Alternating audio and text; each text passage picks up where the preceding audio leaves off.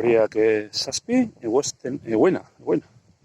Eta hasiaz batera ikusten gabizena da, brusula pilloa hasi dela. Honek, parasuriari ez dira beste mundukoak, baina, bueno, besterik ez dira txartu, baina honek ez dugu txartuko. Gaurkoan bintzat. Eta lehendik badator joera be, amanitak be askotxo ikusten dugu. Harritzeko moduko da. Oso gitxi dagoelako, oso gitxi.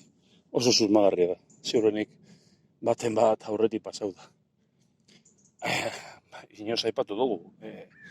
Baso hau eta eremu hau pribatua da. Geu xantzen dugu, gogorrak garbitzen dugu. Eta itzite dau, nahiko ondo itzite dau.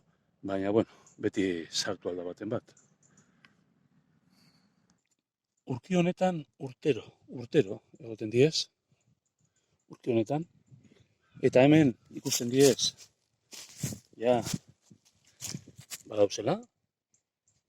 Eta hor bestaldien bebai.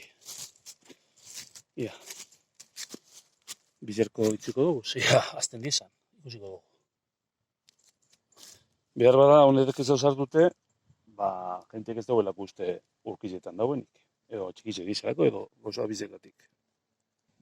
Hemen be, txikitxo bat, ia bizerko zer dauen.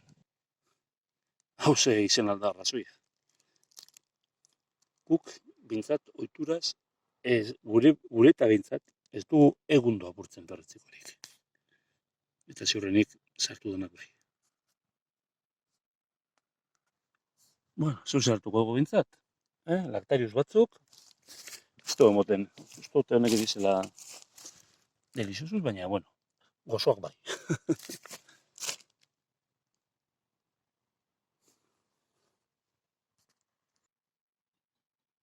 Gaur arte, egun duetzata paseu, perretzikon denboalde hasi, eta okorre bana, 8. egunerako, bat esan da bere zartzi.